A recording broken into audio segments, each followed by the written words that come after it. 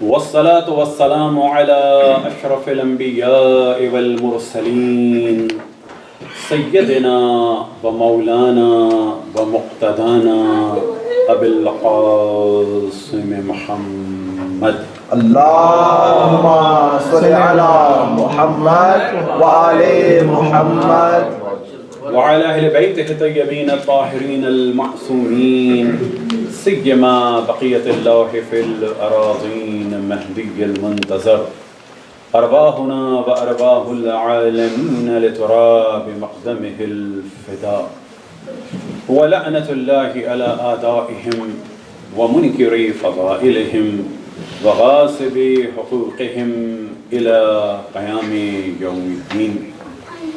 وقال الله تعالى وهو أصدق القائلين يا أيها الذين آمنوا اتقوا الله وكونوا مع الصادقين. صدق. اللهم صل على محمد وآل محمد. تمام سورہ فاتحہ کی تمام مومن و مومنات کے لیے، تمام علماء کرام، مراجع اعظام اور تمام شہداء ملت کے لیے، اور ہم سب کے آباء و اجداد اور اعزاء اور رشتہ داروں کے لیے، رحم اللہ من قرأ الفاتحہ. بسم اللہ الرحمن الرحیم. الحمد للہ رب العالمین الرحمن الرحیم مالک یوم الدین إياك نعبد وإياك نستعين اهدنا الصراط المستقيم صراط الذين أنعمت عليهم غير المغضوب عليهم ولا الضالين.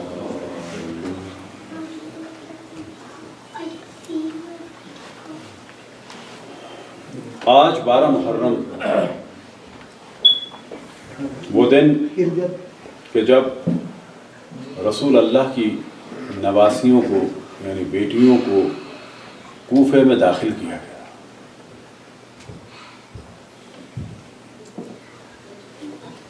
دعا ہے کہ خداوند تبارک و تعالی ہم لوگوں کو پہلے کی نسبت اور زیادہ قرب اہل بیت علیہم السلام عطا فرمائے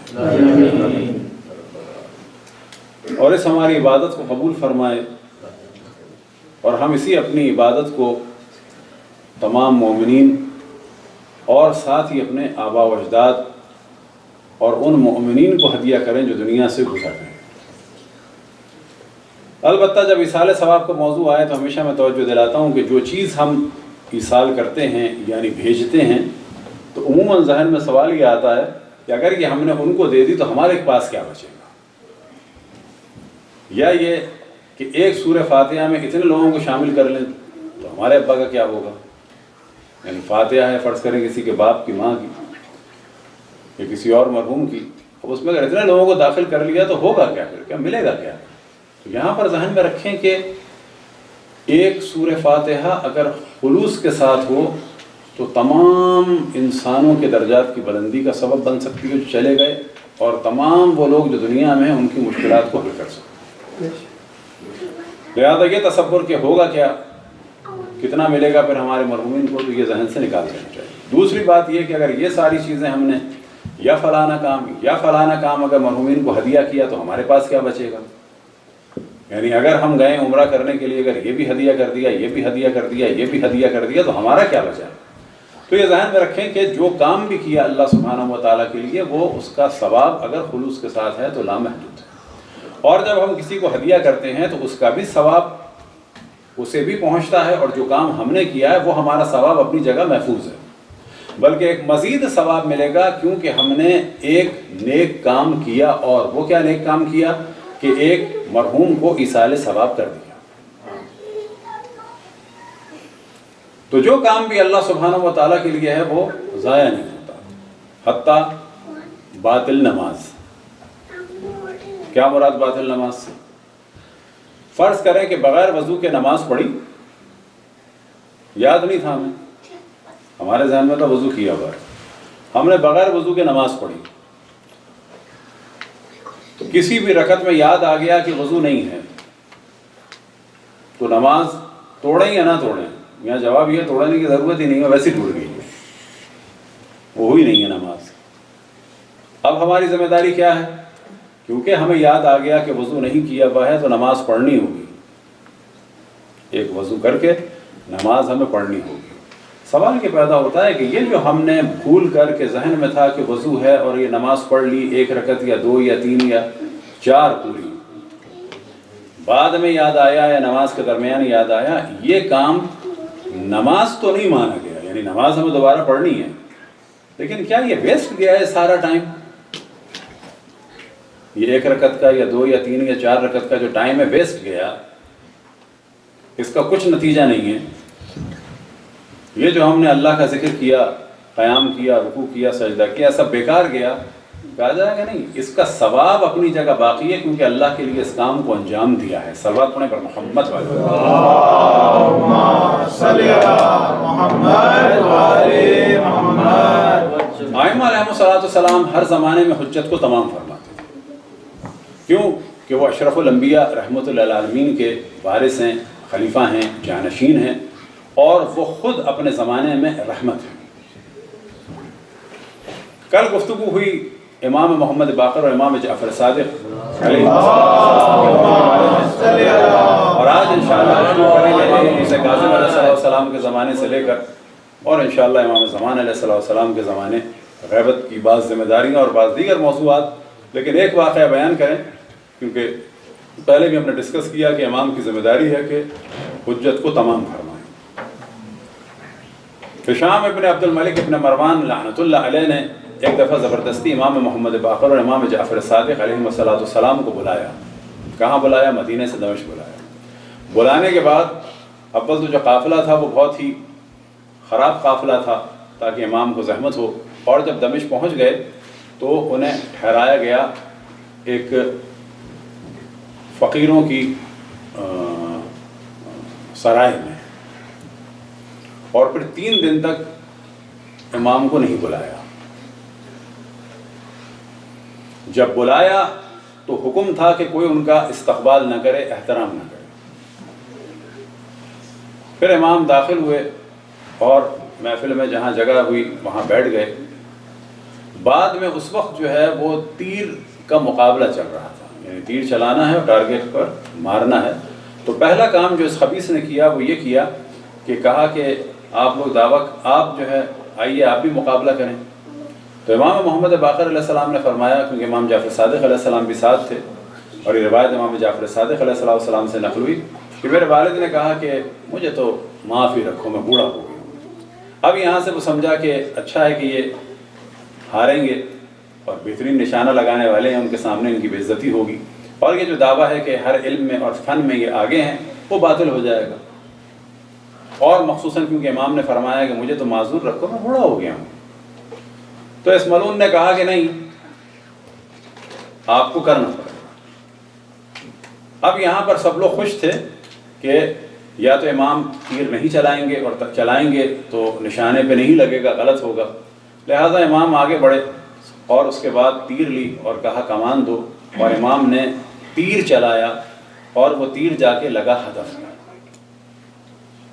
اب سب کی نگاہیں پھٹ کے رہ گئیں، لیکن یہ کام ایک نارمل سا کام تھا، دوسرے لوگ بھی کر سکتے تھے. لیکن اب امام نے کہا کہ ایک اور دو، اور پھر امام نے تیر چلایا جو پہلے تیر کو چیرتا ہوا جا کے اندر گھسا. پھر امام نے کہا کہ ایک اور دو، اور اس طرح امام نے 9 تیر ایک کے بعد ایک تیر میں داخل کیے. اور بعض جگہ روایات میں نقل ہوا کہ ہشام ابن عبد الملک ابن مروان لعنت اللہ علیہ کو جب ٹینشن ہوتی تھی تو اس کی آنکھیں چلنے لگتی تھیں، ایسے گھبرا سا جاتا تھا، تو اس کے چہرے کا رنگ بدل گیا اور عجیب اس کی کیفیت ہو گئی. کہا کہ بس بس بس بس بس بس کافی ہے کافی ہے کافی. اب یہ جو کام ہے کیوں امام نے انجام دیا؟ تاکہ انہی لوگوں میں سے کچھ لوگ جو نشانہ لگانے والے ہیں، سب سے زیادہ اس کام کو کون محسوس کرے گا کمال ہے؟ نشانہ لگانے والے. حضرت موسیٰ علیہ السلام نے جادو کو جب باطل کیا تو سب سے پہلے جو ایمان لائے کون ایمان لائے؟ جادوگر لائے. وجہ یہ ہے کہ جادوگر جانتے تھے کہ ہماری جو ٹرک ہے اس کی آخری حد کیا ہے. وہ یہ جانتے تھے کہ ہم نظر بندی کر سکتے ہیں. بعض جگہ بیان ہوا وہ خاص قسم کے پائپ تھے کہ جن میں پارا تھا، اور جب انہوں نے گرم زمین پہ پھینکا تو اس کے اندر ایک موومنٹ سی ہوئی ایک حد تک. اب جادوگر سے مراد جو وہاں پر تھے، اور قرآن میں بھی ہے سحر اعینہم کہ جادو کیا انہوں نے لوگوں کی آنکھوں پر، ایک نظر بندی تھی. اب وہ نظر بندی جو ہے وہ ہپنوٹائز کیا تھا یا یہ کہ وہ رسیاں تھیں، اس سے ان کو لوگوں کو لگا یہ چیز ہلی. دور دور لوگ بیٹھے ہوئے، جادوگر کے سب جانتے تھے کہ سب سے بڑا اس وقت کام یہی ہو سکتا ہے. پبلک نہیں جانتی کہ یہ سب سے بڑا کام ہے، جادوگر جانتے ہیں سب سے بڑا کام. ہر فیلڈ کا آدمی یہ جانتا ہے کہ اس کی آخری حد کیا ہے اس وقت تک. حضرت موسیٰ علیہ السلام نے انہی کے مطابق جواب دیا، اور جواب یہ دیا کہ بحکم خداوند تبارک و تعالیٰ عصا کو زمین پر ڈال دیا.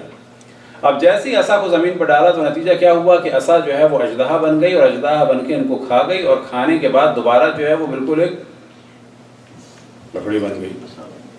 اب لکڑی بھی یہ نہیں کہ اتنی موٹی بن گئی کہ پیٹ اس کا موٹا ہو جائے، اصولاً ہونا یہی چاہیے تھا کہ اندر اس کے رسیاں ہیں، اور جہاں پہ رسیاں ہیں وہاں پہ عصا یوں آ کے ایک دم سے یوں ہو گئی. جیسے کہ اگر آپ کبھی دیکھیں کہ وہ ایناکونڈا وغیرہ کو گائے یا ہرن کھا لیتا ہے تو ایک جانب سے موٹا ہو جاتا ہے.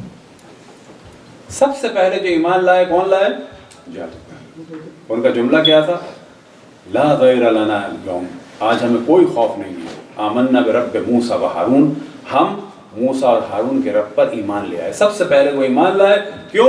کہ وہ جانتے تھے کہ جو کام حضرت موسیٰ علیہ السلام نے انجام دیا ہے یہ جادو کی حد و حدود سے آگے کا ہے. تو اس طرح سے امام نے حجت کو تمام کیا ان لوگوں کے سامنے، اور یہ بتا دیا کہ پاور میں ہونا، ظالم ہونا الگ موضوع ہے، اور امام ہونا، حجت خدا ہونا، اللہ سبحانہ و تعالیٰ کی جانب سے خاص مقامات پر فائز ہونا، یہ الگ چیز ہے. صلوات پڑھیں پر محمد والے. اللہم صلی علی محمد وعلی محمد. ابھی ہم بیان کر چکے کہ جو سب سے اہم کام ائمہ علیہم السلام کا ہمیشہ رہا ہے وہ رہا ہے کیا؟ دین کی حفاظت. دین کی حفاظت سے کیا مراد ہے؟ صحیح نظریہ توحید کی حفاظت، اور اللہ سبحانہ و تعالیٰ سے ریلیٹڈ جو صفات ہیں ان کی حفاظت. اب اگر خالی اسی موضوع کو ڈسکس کیا جائے تو تاریخ اسلام میں اللہ سبحانہ و تعالیٰ کے بارے میں عجیب و غریب نظریات لائے گئے. ان سارے نظریات کو اگر کسی نے باطل کیا تو ائمہ علیہم السلام تھے. آج جس خدا کو مانا جاتا ہے وہ ائمہ علیہم السلام کے مطابق جو قرآن کی تفسیر اور روایات رسول اللہ صلی اللہ علیہ وسلم کے نتیجے کے تحت ہے، اس خدا کو مانا جاتا ہے. وہ والا خدا جس کی داڑھی مونچھیں نہیں ہیں بقول کتب اہل سنت کے، یا یہ کہ جو ٹانگ اپنی جہنم میں ڈالے گا، اس خدا کو نہیں لوگ پسند کرتے. وجہ کیا ہے؟ اہل بیت علیہم السلام نے دین کو بچایا. کون سے دین کو بچایا؟ یہ بچایا. اب ہمارے یہاں کیونکہ ہمیشہ دین، حکومت، نظام کی بات ہو رہی ہے تو لوگوں کے ذہن میں کیا آتا ہے؟ جیسے کہ اہل بیت علیہم السلام نے معاذ اللہ کوئی شاید اپنی رسپانسبلٹی انجام نہیں دی کیونکہ حکومت نہیں بنائی. حکومت ایک موضوع ہے، تمام انبیاء نے حکومتیں نہیں بنائی. کتنے انبیاء نے حکومت بنائی؟ حضرت سلیمان، حضرت داؤد، حضرت طالوت. ان کو ہم نبی مانتے ہیں، وہی تو نبی بھی نہیں مانتے ان کو، یا تو کنگ سلیمان کہتے ہیں، ہم انہیں نبی مانتے ہیں. اور رسول اللہ صلی اللہ علیہ وسلم تو باقی جو انبیاء تھے انہوں نے کیا اپنے نبوتوں کو ضائع کر دیا معاذ اللہ؟ نہ، اصل کام نبی اور انبیاء کا ہے، انبیاء کا اور ائمہ کا ہے لوگوں کے ذہنی معیار کو بلند کرنا اور اللہ سبحانہ و تعالیٰ کی جانب دعوت دینا، چاہے حکومت ہو یا نہ ہو. لیکن حکومت، نظام، سیاست سے ایسا لگتا ہے کہ پھر اکثر ہی انبیاء معاذ اللہ ناکام ہو گئے، اور ائمہ بھی معاذ اللہ جو ہے وہ نظام نہیں بنا سکے. اس غلط فہمی کو ذہن سے نکالنا ہو. امکان ہو، لوگ قبول کر رہے ہوں تو کیا جائے. لہٰذا سب سے زیادہ جب احساس محرومی ہوگا اور دنیا ہر جو مرج میں ہوگی اور ہر اعتبار سے دنیا ڈسٹرب ہو چکی ہوگی اور لوگ دل میں ایک امید لیے ہوں گے کہ واقعاً اب معاملہ ہاتھ سے نکل چکا ہے، عقلیں حیران ہیں، بڑے بڑے لوگ ناکام ہو چکے ہیں، جغرافیکلی دنیا بدل چکی ہے، سسٹم بدل چکا ہے، ہر جگہ پرابلم ہو رہا ہے. اب کوئی اگر آ کے واقعاً کر سکتا ہے تو ہم اسے مان لیں گے. اور یہ وہ وقت ہوگا کہ جب امام زمان علیہ السلام 28 حروف کے برابر علوم لے کے آئیں گے، اور اس وقت جبکہ 2 کے برابر ہوگا۔ یہ مثال دی جاتی ہے روایات میں کہ پورے حروف کے برابر امام علوم لائیں گے، لیکن اس وقت جو علم ہوگا سمجھے کتنی بلندی پہ ہوگا، بہت بلند ہوگا، لیکن 2 کے برابر ہوگا۔ 2 کے برابر وہاں ہوگا، اور باقی کے برابر امام زمان علیہ السلام پورے دنیا کی علم و ٹیکنالوجی کو اوپر لے کے جائیں۔ اب ہر دور میں ائمہ علیہ السلام کا جو اصل کام تھا وہ اسی کو فوکس رکھنا چاہیے، وہ تھا اسلام واقعی، حضرت آدم سے لے کے حضرت خاتم تک کی جو تعلیمات ہیں اللہ سبحانہ و تعالیٰ کے بارے میں، وہ اور کیا چیز، صحیح احکام، عقائد، اور خصوصاً اخلاقیات۔ اشرف الانبیاء کا اہم ترین کام کیا تھا جو آپ نے فرمایا، بعثت لأتمم مکارم الاخلاق۔ ایسا نہیں ہے کہ اشرف الانبیاء سے پہلے احکام نہیں تھے، یا معرفت نہیں تھی، یا توحید نہیں تھی، وہ پہلے انبیاء بھی لائے تھے۔ اشرف الانبیاء نے روحانی اور روحانیت کو اور اخلاقیات کو بلند ترین مقام پر پہنچایا۔ بعثت لأتمم مکارم الاخلاق، کہ مکارم الاخلاق کو میں بلند ترین جگہ پہ لے جاؤں، اس کے لیے میں۔ یہ ہمارے یہاں بعض دفعہ سادے لوگ جو ہم عبادت کرتے ہیں دوسرے نہیں کرتے، ایسا کچھ نہیں ہے بھائی، پہلے بھی انبیاء کی امتیں عبادت کرتی تھی، ابھی بھی کرتے ہیں، پہلے بھی کرتے تھے۔ اب اس میں ہمیشہ اتار چڑھاؤ رہے ان ظالم حاکموں کی جانب سے، انبیاء کے دور میں بھی رہے، ائمہ کے دور میں بھی رہے، اصحاب کہف کے ساتھ بھی پرابلم رہے۔ اصحاب کہف نے جتنا کر سکتے تھے کیا، کتنے لوگوں کی تبلیغ کی، یہ سب مل ملا کے 7 ہو گئے، 8 ہو گئے، زیادہ مشہور ہے 7۔ کتنے لوگوں میں تبلیغ کی، وہ اتنے ہی کر سکتے تھے۔ مومن آل فرعون نے کتنی تبلیغ کر لی، خود ہو گئے، بیوی ہو گئی، اور وہ جو بیوی ہیں وہ امام زمان علیہ السلام کے اصحاب میں سے ہوں۔ حضرت آسیہ نے کتنی تبلیغ کر لی۔ تو انبیاء اور ائمہ نے کام کیا، تبلیغ کی، حتیٰ حضرت نوح نے تبلیغ کی، لیکن پوری دنیا کو نہیں بدل پائے۔ اب اگر سیاسی نظر سے دیکھا جائے تو کہا جائے گا جی معاذ اللہ معاذ اللہ، وہ تو معاذ اللہ ان کو ناکام کہتے ہیں کچھ لوگ، کہ جی نہ حکومت بنا پائے نہ کچھ کر پائے۔ تو یہاں سے پتہ چلتا ہے کہ یہ جلوہ جب ذہن میں آتا ہے کہ جب انبیاء کی بعثت کو فقط سیاسی سمجھ لیا جائے، ائمہ کی امامت کو فقط سیاسی سمجھ لیا جائے، فقط نہیں ہے معاملہ، بس اصل معاملہ ہدایت ہے۔ اور یہی وہ چیز تھی کہ جو غدیر میں بیان ہوئی، وَإِن لَمْ تَفْعَلْ فَمَا بَلَّغْتَ رِسَالَتَهُ، کہ حضرت آدم سے لے کے حضرت خاتم تک کی جو رسالت کا سلسلہ تھا، تعلیمات تھی، یہ سب خطرے میں پڑ جاتی اگر مولا امیر المؤمنین علیہ السلام کی اور بعد میں ائمہ کی امامت نہ ہوتی۔ تو انہوں نے کیا سنبھالا کہ حضرت آدم سے لے کے حضرت خاتم تک جو رشد و نمو ہوا تھا، جو کلچر بنا تھا، جو دین کی بات ہوئی تھی، اس کو انہوں نے وہاں پر ختم نہیں ہونے دیا بلکہ آگے بڑھایا۔ اب ہر امام کے دور میں مختلف مسائل ہوئے۔ امام موسیٰ کاظم علیہ السلام کا دور بڑا سخت تھا، جیل میں تھے۔ ان کے اصحاب میں سے ایک تھے جناب حضرت علی ابن یقطین۔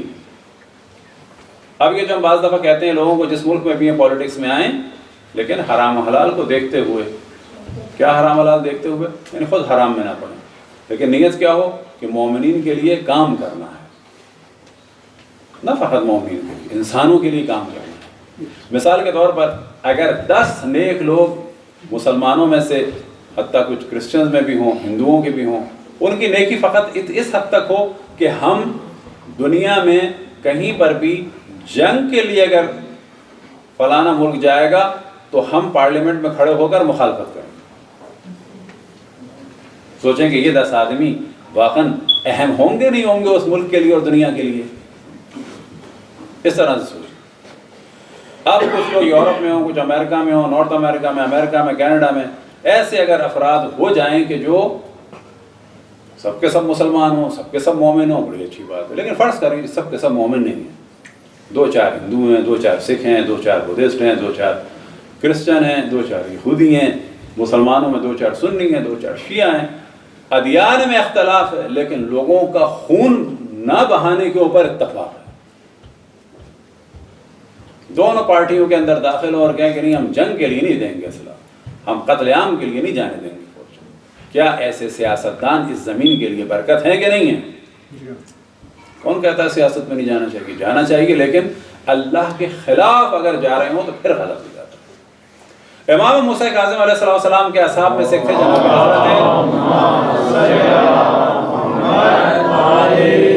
علی ابن یقطین، کہ ان کے بارے میں ہم زیادہ ڈسکشن کریں تاکہ آپ مومنین میں سے بھی اور جو کہیں اور سن رہے ہوں وہ بھی سیاست میں آئیں۔ کس کے لیے آئیں؟ اللہ کے لیے آئیں، اللہ کی مخلوق کے لیے آئیں، دنیا کے لیے یا گناہوں کے لیے نہ آئیں۔ جناب حضرت علی ابن یقطین امام کے صحابی اور صحابی بڑے درجے والے صحابی ہیں۔ اب امام کی اجازت سے یہ عباسی حکومت میں داخل ہوئے ہیں، کسی کو معلوم نہیں ہے، اور امام چاہتے ہیں کہ مومنین کی جان بچے، کس کے ذریعے سے؟ خود ان کے ذریعے سے۔ عباسیوں کا زمانہ آ گیا، بنو امیہ کا زمانہ ختم ہو گیا امام جعفر صادق علیہ السلام کے زمانے میں۔ اور کل ہم نے بتایا کہ امام جعفر صادق علیہ السلام کو بھی اسیر کر لیا تھا، کہاں پر؟ جلا وطن کر دیا تھا، کوفے کے پاس حیرہ میں، کہ وہ کھیرے والا جو ہے وہ ٹوکرا لے کے آتا ہے اور سوال کرتا ہے، کتنے مسائل ہو گئے تھے۔ اب زمانہ شروع چل رہا ہے پورا عباسی۔ جناب حضرت علی ابن یقطین وزیر ہیں، یہ مدینے آتے ہیں، امام کو تحفے تحائف دیتے ہیں، اور امام ایک جو اچھا کپڑا ہوتا ہے جو تحفے میں یہ دیتے ہیں، امام ان کو واپس کر دیتے ہیں کہ اس کو رکھو، سنبھال کے رکھنا، ضرورت پڑے۔ اب جناب حضرت علی ابن یقطین کا غلام جو ہے وہ ان کا خلاف ہو جاتا ہے، اور پھر وہ ہارون سے کہتا ہے کہ وہ جو آپ نے قیمتی لباس دیا تھا، وہ علی ابن یقطین شیعہ ہے امام موسیٰ کاظم کا، اور وہ اس نے مدینے میں جب یہ حج کے نام سے گئے تو وہاں پر جا کر انہوں نے وہاں جا کر انہوں نے امام موسیٰ کاظم کا نام لیا، یعنی موسیٰ ابن جعفر کو دے دیا۔ ہارون نے ایک دن دربار میں کہا کہ وہ جو میں نے قیمتی لباس دیا تھا، یاد رکھیں اس زمانے میں بھی قیمتی لباس الگ الگ قسم کے ہوتے تھے، بعض خاص قسموں کے پرندوں کے پروں سے بنتے تھے، آج بھی وہ لباس بڑے ٹریڈیشنل اور مہنگے ہیں۔ اسی طرح سے خاص قسم کے جانوروں کے بچوں کے بالوں سے بنتے تھے، الگ الگ چیزیں تھیں۔ وہ کہاں ہے؟ تو علی ابن یقطین نے کہا وہ گھر میں ہے، اور میں اس کی زیارت کرتا ہوں، اس کو معطر کرتا ہوں، یعنی خوشبو لگاتا ہوں۔ تو کہا لاؤ۔ اب یہ انہوں نے کہا کہ جاؤ ایک آدمی کو کہ وہ صندوق اٹھا لاؤ۔ جیسے ہی صندوق کھولا اس میں سے خوشبو نکلی۔ نتیجہ کیا ہوا کہ ہارون نے اس غلام ہی کو سزا دلوائی۔ اب یہ موجود ہے، وزیر بنا ہوا ہے۔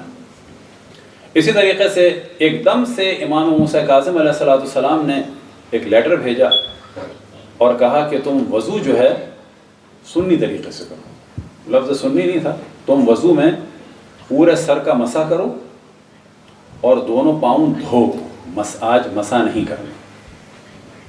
اب یہ خط جو ہے ایک تقریباً کرامت اور معجزے کے ذریعے سے فوراً آیا اور بالکل ٹائم پر آیا، اور اسی دن ہارون جناب علی ابن یقطین کو چھپ کے دیکھ رہا تھا کہ یہ وضو کیسے کرتے ہیں، اور امام کے حکم پر انہوں نے پورے سر کا مسح کیا اور دونوں پاؤں کو دھویا۔ اور ہارون کو جن لوگوں نے شکایت کی تھی کہ یہ شیعہ ہیں، رافضی ہیں، امام موسیٰ کاظم کے ماننے والے ہیں، تو ان غلاموں کو بھی، ان افراد کو بھی سزا دی گئی کہ ایسا نہیں ہے، میں نے چھپکے سے خود دیکھا ہے کہ یہ وضو کیسے کر رہے ہیں، یعنی امام نے جان بھی بچائی۔ لیکن یہی جناب حضرت علی ابن یقطین ہیں جب ایک دفعہ مدینے گئے۔ اب ظاہر ہے کہ یہ جا رہے ہیں مدینے کے نام سے، حج کے نام سے، پھر بیچ میں موقع مل رہا ہے تو راتوں کو چھپ کے امام سے جا کے مل رہے ہیں، اور امام نے ملاقات کا موقع نہیں دیا۔ پھر جب ایک دفعہ کہیں راستے میں ملاقات ہوئی تو امام سے انہوں نے پوچھا کہ آپ نے کیوں مجھے موقع نہیں دے رہے ملنے کا؟ تو امام نے فرمایا کہ وہ جو ہمارا مومن ابراہیم، جو ان کے پاس اونٹ ہوتے تھے ابراہیم، وہ تم سے ملنے آئے تھے، تم نے ملاقات نہیں کی۔ اب یہاں پہ پتہ چلا کہ اگر وہ ابراہیم سے ملاقات نہیں کرتے علی ابن یقطین اس وجہ سے کہ بھئی تمہاری جان خطرے میں نہیں ملنا چاہ رہا، تو امام نہیں ناراض ہوتے۔ مانا یہ تھے کہ یہ مل سکتے تھے اور نہیں ملے، تبھی تو امام ناراض ہوئے۔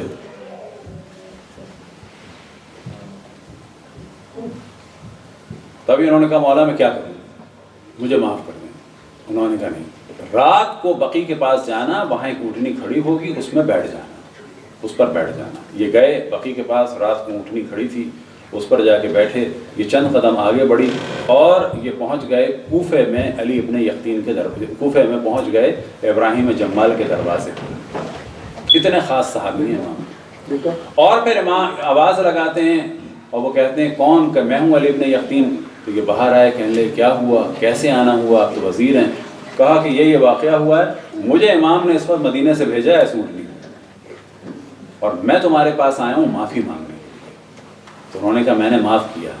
اب صحابی اس مقام کے ہیں اور وزیر ہیں۔ ابراہیم جمال اتنے بلند مقام کے صحابی نہیں ہیں جتنے علی ابن یقطین ہیں۔ اب یہ بلند مقام والے کہ جو امام کے بھی بڑے قریب ہیں، اور ابراہیم جمال سمپل ایک مومن ہے اس زمانے کے، امام کے بالکل صف اول کے اصحاب میں سے نہیں ہیں، صف اول کے اصحاب میں سے علی ابن یقطین ہیں۔ اب یہ فرماتے ہیں کہ صحابی بھی ہیں اور اسی وقت امام کے معجزے سے یہاں پر پہنچے بھی ہیں اور وزیر بھی ہیں۔ تو جناب ابراہیم کہتے ہیں میں نے معاف کیا۔ تو انہوں نے کہا نہ ایسے نہیں، کہ پھر کیسے؟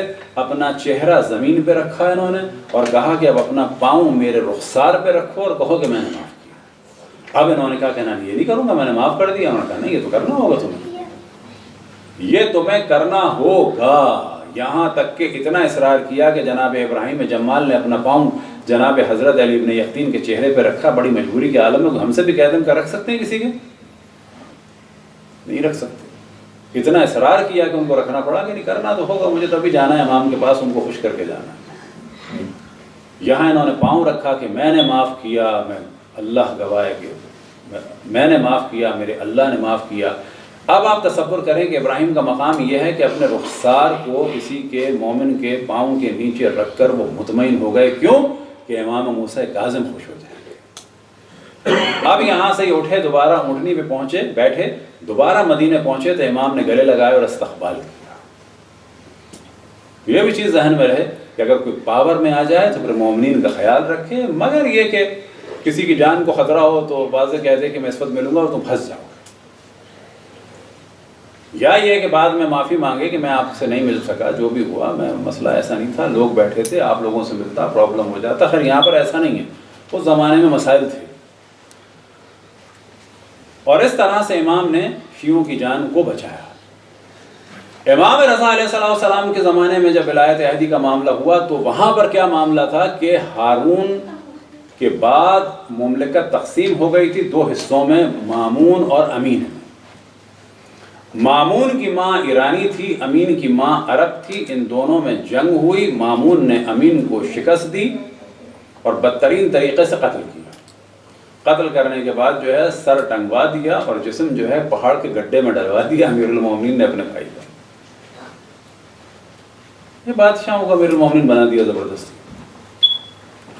اب اس کے لیے پرابلم کیا تھا؟ پہلا پرابلم بنو عباس کے لیے تھا کہ تم لوگ اہل بیت کے نام پر آئے، الرضا من آل محمد، اور تم لوگوں نے ہی اہل بیت پر ظلم کیا،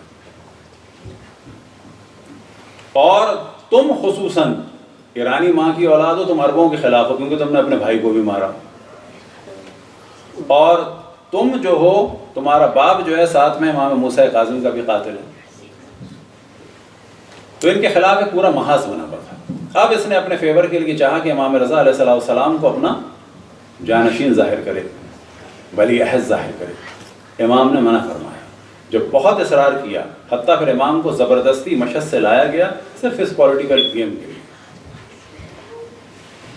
اور لانے کے وقت مختلف راستوں سے الگ الگ سواریاں گزاری گئیں، یعنی بالکل ایک اونٹ ایک ہماری اس راستے سے، ایک اونٹ پہ ہماری اور سوار دوسرے راستے سے، تاکہ اگر راستے میں کچھ لوگ حملہ کر کے امام کو چھڑانا بھی چاہیں تو الگ الگ راستوں سے۔ اب جب امام سے کہا گیا کہ میں تمہیں ولی عہد بنانا چاہتا ہوں، تو پہلی بات یہ کہ امام نے سب چیزوں میں کلیئر کیا کہ اگر یہ ہمارا ہے تو تمہارے پاس کیوں ہے، ہوگا تمہارا ہے تو تم ہمیں کیوں دے رہے ہو۔ لیکن اب یہاں پر امام کو حق اور باطل واضح کرنا، لہٰذا یہ جو کہا جاتا ہے کہ مامون علم دوست تھا، مامون مناظرے کراتا تھا، لیکن اس کے ذہن میں یہ تھا کبھی تو کوئی شخص امام کو ہرائے گا، اسی وجہ سے مامون مشہور تھا کہ جو علمی مناظر کراتا ہے۔ اور امام اس موقع کو مناسب جانتے ہوئے احقاق حق کے لیے، احقاق حق سے کیا مراد ہے؟ حق کو واضح کرنے کے لیے، ابطال باطل کے لیے، یعنی باطل کے کو ذلیل کرنے کے لیے، بالکل ویسے ہی جیسے کہ مولا امیر المؤمنین جا کر سوالوں کے جواب دیتے تھے. کیوں دیتے تھے؟ تاکہ لوگوں کو پتہ چلے کہ یہ جواب دینے والے نہیں ہے، جواب دینے والا میں ہوں. یہی کام امام رضا علیہ السلام نے انجام دیا. اور جب کہا گیا کہ آپ کو بننا ہوگا تو آپ نے فرمایا ایک شرط ہے. اب یہ شرط مشہور ہو گئی تھی اس وقت. شرط یہ ہے کہ نہ میں کوئی حکومتی حکم دوں گا، نہ میں کوئی چیز لازم قرار دوں گا، اور نہ کسی چیز سے منع کروں گا، نہ کسی کو کسی عہدے پہ لگاؤں گا، نہ کسی کو کسی عہدے سے ہٹاؤں گا. وجہ کیا تھی؟ کہ ہارون کی تمام دھاندلی امام موسیٰ کاظم پہ ڈال دی جاتی، امام رضا پہ ڈال دی جاتی. لیکن امام نے اس طریقے سے اپنے آپ کو بالکل محفوظ رکھا، اور علمی طریقے سے جب دوسرے ادیان کے لوگ آتے تھے، مذاہب کے لوگ آتے تھے، مختلف جگہ کے لوگ آتے تھے، ان سے ڈسکشن کے ذریعے سے امام نے اپنی علمیت کو، اور یہ بتانے کے لیے کہ آل رسول ہم ہیں اور جانشین رسول اللہ صلی اللہ علیہ وآلہ وسلم ہم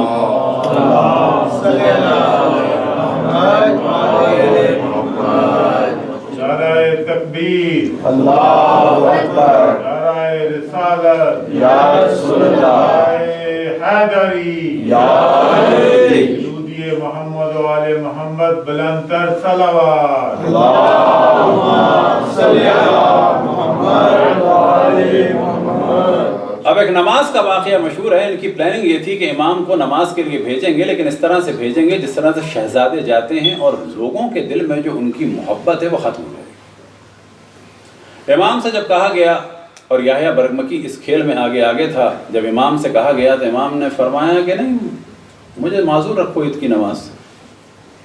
لیکن اصرار کیا گیا کہ آپ کو پڑھانا ہے، تو انہوں نے فرمایا کہ میں پڑھاؤں گا، پھر اپنے جد رسول اللہ کی سیرت پہ چلتے ہوئے. اب اس نے سوچا ہوگا خاص دعا ہوگی، خاص ذکر ہوگا. اب یہ جو نماز عیدگاہ میں ہوتی ہے، آپ نے دیکھا ہوگا اہل سنت میں بھی اور شیعوں میں بھی، کیونکہ چھت کے نیچے نماز عید مکروہ ہے، لیکن اب اتنی پاسبل ہو نہیں پاتی. بہتر کیا ہے کہ بیابان میں ہو، اور بہتر کیا ہے کہ لوگ ننگے پیر جائیں، یہ ہمارا مستحب ہے. اور بہتر کیا ہے کہ اسی زمین پہ نماز ہو. یعنی عید کی نماز جو ہے وہ بالکل ایک محشر کا ساتھ ہے. اب فوجی آئے دروازے پہ امام کو ریسیو کرنے کے لیے، اور امام سفید لباس میں نکلے، اور جو روایات میں نقل ہوا کہ جو لباس تھا ان کا اونچا تھا. کیوں کہ اس زمانے میں بادشاہوں کے لباس لمبے ہوتے تھے، پیچھے سے لوگ اٹھائیں، یہ سارے مسائل. لیکن امام بالکل جو زمانے کے غریب ترین اور سادہ ترین لوگوں کا لباس ہوتا تھا اس میں نکلے، اور ننگے پیر نکلے. جب آپ ننگے پیر نکلے تو تمام فوجیوں کو اور وزیروں کو اپنے جوتے اتارنے پڑے.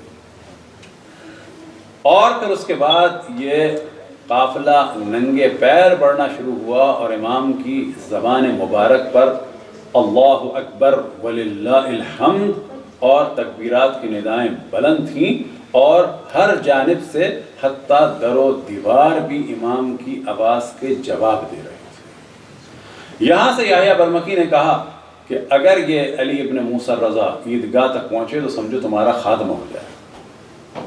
ایک دم سے جو ہے وہ راستہ طویل تھا، تو کہا کہ یہ اپنا رسول اللہ آپ زحمت نہ فرمائیں، ایک آدمی کو بھیجا اور امام کو واپس کروایا. تو ائمہ علیہ السلام کا جو اصل کام تھا وہ حق کو واضح کرنا تھا اور دین کی بقا تھا. عیناً یہی کیفیت امام کی شہادت کے بعد امام محمد تقی علیہ السلام کو بنایا گیا ولی عہد کہہ کے. یہ کیوں بنایا گیا؟ صرف اس لیے کہ بتایا جائے کہ نہیں، ہم اہل بیت کے دشمن نہیں ہیں. یہ جو ہمارا سلوگن تھا رضا من آل محمد، یہ جو ہے وہ ہماری نیت خراب نہیں تھی. ہاں میرے باپ نے غلط کیا، میرے فلانے نے غلط کیا، لیکن میں تو اچھا آدمی ہوں. بالکل وہ پولیٹیکل گیم جو چلتا ہے. اب امام محمد تقی علیہ السلام کو زبردستی بغداد لا کے رکھا گیا، صرف اس لیے کہ اب جو ان کی ہم تربیت کریں گے تو شاید اب یہاں سے مسئلہ حل ہو جائے. لہٰذا پھر امام کا مناظرہ ہے کس سے؟ یحییٰ ابن اقسم سے، کہ جس میں یہاں پر دو پرابلم تھے خود کس کے لیے؟ مامون کے لیے۔ ایک پرابلم یہی تھا کہ بدنام، دوسرا جو پرابلم تھا وہ کیا تھا کہ اس کی چال تو یہ تھی کہ مجھے اپنے آپ کو سیو کرنا ہے، لیکن عباسی یہ کہہ رہے تھے کہ یہ تو پھر خلافت ان کے ہاتھ میں چلی جائے گی، تو وہ تو نہیں کہہ سکتا تھا میں تو ان کو ماروں گا بھی بعد میں۔ اور پھر یہاں پر یہ تھا کہ یہ بچہ کیا کرے گا، تو یہ بتانا چاہتا تھا یہ بچہ نہ سمجھو، یہ جو میں اپنی حکومت سے ڈر رہا ہوں تو یہ نہ سمجھو کہ یہ بچہ انڈر اسٹیمیٹ نہ کرو۔ اور یہی اعتراض دربار کے علماء بھی کر رہے تھے کہ تم کیوں گھبرائے ہوئے بچے سے، اب تو معاملہ ختم ہو گیا۔ یہ جو امامت تھی امام محمد تقی علیہ السلام کی، یہ تاریخ تشیع میں سب سے سخت مرحلہ تھا اور دشمنوں کی سب سے زیادہ خوشی کا مرحلہ تھا۔ وہ جانتے ہیں کس اعتبار سے؟ کیونکہ پہلی دفعہ حضرت عیسیٰ اور حضرت یحییٰ کے بعد یہ واقعہ ہوا۔ کون سا واقعہ؟ کہ کمسن جو ہے وہ منصب الہی پہ فائز ہوا۔ پوری تاریخ ادیان میں یہ پہلا واقعہ ہوا تھا حضرت عیسیٰ اور حضرت یحییٰ کے بعد۔ وہ 2 سال کے تھے، وہ معذرت جو ہے وہ پیدائشی، اب یہاں پر کم سے کم 7 سال کا مسئلہ ہے، امام 7 سال کچھ ماہ کے، اور ملامت کر رہے ہیں خود دربار کے وزراء کس کو؟ مامون کو، کہ اب کیا مسئلہ ہے، ختم بچہ، شیعوں کی امامت ختم۔ پورے اس زمانے میں پروپیگنڈا تھا کہ شیعوں کی امامت ختم ہو گئی، کیونکہ بچہ کون ہے؟ 8 سال، 8 سال بھی مکمل نہیں، 7 سال کچھ مہینے، ختم ہو گئی۔ اب ایک ہم استاد رکھیں گے، بغداد میں بلا لیں گے، ختم۔ وہ کیسے ختم؟ کہ جو برٹشر کا طریقہ تھا، جس علاقے پہ قبضہ کرتے تھے لوگوں کی محبوبیت ہوتی تھی، ان کو تو خالی پیسہ چاہیے ہوتا تھا برٹشر کو، تو عام طور پہ کیا کرتے تھے کہ بڑے بادشاہ کو یا راجا کو، انہوں نے نہیں پاکستان میں بھی یہ کیا ہے، اس کو جلا وطن کرتے تھے اور جوان کو بٹھاتے تھے اور اس کو اپنی تربیت میں رکھتے تھے تاکہ یہ یہاں کے لوگوں کے دلوں پہ حکومت کرے گا، اس کو ہم بڑا احترام دیں گے، ہمارا وائسرائے بھی آئے گا تو وہ احترام کرے گا، ہمارا کوئی پولیٹیکل لیڈر آئے گا وہ بھی احترام کرے گا، پبلک یہ سمجھے کہ انگریز بڑے اچھے ہیں۔ اسی سلسلے ہی کڑی تھی ایچ کالج جو پاکستان وغیرہ میں ہے، تاکہ راجہ مہاراجاؤں چودھریوں وڈیروں کی اولادوں کو، ان کے اکثر باپوں کو جو ہے دبا دیا تھا یا خاموش کر دیا تھا، اگلی نسل کو اس سے تیار کر رہے تھے۔ اب یہ لوگ جو کہتے تھے کہ تم تو خواہ مخواہ میں بچے سے ڈر رہے ہو، تو یہ وجہ تھی کہ یحییٰ ابن اقسم سے کہا تھا اچھا بحث کر کے دیکھ لو، تم مجھے غلط سمجھ رہے ہو تو یہاں پر موضوع تھا کہ یحییٰ ابن اقسم نے بہت ہی زیادہ انڈسٹیمیٹ کر کے امام سے کہا کہ اگر کوئی احرام کے عالم میں شکار کر لے تو کیا حکم ہے؟ اور یہاں سے امام محمد تقی علیہ السلام نے اس پر کہا کہ یہ سوال جو ہے آپ کا ناقص ہے، سوال اصل میں یہ کریں کہ یہ احرام جو ہے حج کا ہے یا عمرے کا ہے، یہ بالغ ہے یا عاقل ہے، غلام ہے یا آزاد ہے، مرد ہے یا عورت ہے، یہ شکار حرم میں ہوا ہے یا حرم سے باہر ہوا ہے، یہ شکار پرندے کا ہوا ہے یا چوپائے کا ہوا ہے، یہ بچہ تھا یا بڑا تھا، حلال تھا یا حرام تھا۔ اتنی شقیں بنائیں کہ لوگ دنگ رہ گئے تھے کہ سوال کی دھجیاں اڑا دی امام نے۔ اور یہ یحییٰ ابن اقسم کون ہے؟ یہ اس زمانے کا چیف جسٹس ہے، قاضی القضات ہے۔ البتہ اس کے بارے میں پوری ویڈیو ہماری موجود ہے، وہ ضرور دیکھیے گا کہ یہ اپنے زمانے کے فاجر ترین لوگوں میں سے تھا اور اہل سنت میں بد کردار ترین لوگوں میں سے مشہور تھا، اور اس کو بنایا تھا عباسیوں نے کیا؟ اپنا چیف جسٹس۔ کیوں بنایا تھا؟ ایسے بد کردار آدمی کے ذریعے سے اپنی بد کرداری کو جائز کروایا جائے، پوری ہماری سیریز میں، کہ جس سے پتہ چلے کہ ائمہ علیہ السلام کے دور میں یہ سو کالڈ ذل الہی اور امیر المؤمنین، یہ فاسق و فاجر اور بدماش قسم کے بنو امیہ اور بنو عباس کے بادشاہ کہاں پہنچ گئے۔ اس سے زیادہ افسوس کی بات یہ تھی کہ اہل سنت اتنے پریشان نہیں تھے۔ کیوں؟ بابا ہارون ہو گیا، مامون ہو گیا، امین ہو گیا، واسق ہو گیا، یا یحییٰ ابن اقسم ہو گیا، یہ اہل سنت کے مقدسات نہیں ہیں، لیکن ہمارے ہاں کے بعض جاہل کہہ رہے تھے آپ اہل سنت کے مقدسات کی توہین کر رہے ہیں، یعنی باخن افسوس ہو رہا تھا کہ ان میں سے کون سا اہل سنت کا مقدس ذات ہے؟ ہارون ہے کہ مامون ہے؟ واسق ہے یا یحییٰ ہے؟ یعنی یہ انحراف اس وقت ہمارے یہاں پہنچ چکا ہے. تو امام نے اس کے سوالوں کی دھجیاں اڑا دی. اگلا جو مرحلہ آیا وہ اس سے زیادہ سخت تھا کہ امام علی نقی علیہ السلام اور کم سن تھے.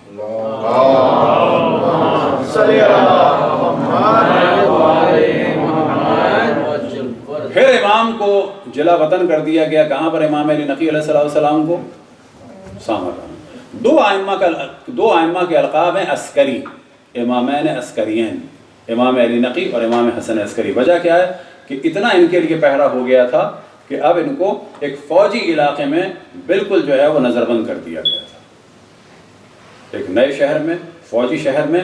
اور اتنی زیادہ سختی تھی کہ اصحاب کا آنا جانا بھی مشکل تھا. اور اس دوران چند رشتہ دار یہاں پر آ چکے تھے. کہاں پر؟ سامرا. یہی نظر بندی کا لیکن گھر کے اندر پورا سلسلہ چلا امام علی نقی کا. اور پھر وہیں پر ولادت ہوئی امام حسن عسکری علیہ السلام کی. اور پھر وہیں پر ولادت ہوئی امام زمان علیہ السلام. معذرت، امام حسن عسکری کی ولادت مدینہ میں ہوئی، امام زمان علیہ السلام کی ولادت پھر سامرا میں ہوئی. لیکن ان دو ائمہ کی زندگیاں اکثر جو مرحلہ تھا وہ کہاں پر گزرا؟ سامرا میں. اور پھر دنیا سے رخصت ہوئے سامرا میں. اور وہیں پر کہا جا سکتا ہے کہ اس وقت دنیا کا سب سے بڑا گنبد تھا جو ان دشمنان اہل بیت نے دھماکے سے اڑایا تھا. یعنی امام علی نقی اور امام حسن عسکری اور حضرت حکیمہ خاتون اور حضرت نرجس خاتون اور حضرت حدیث خاتون، یہ 5 قبریں وہاں پر.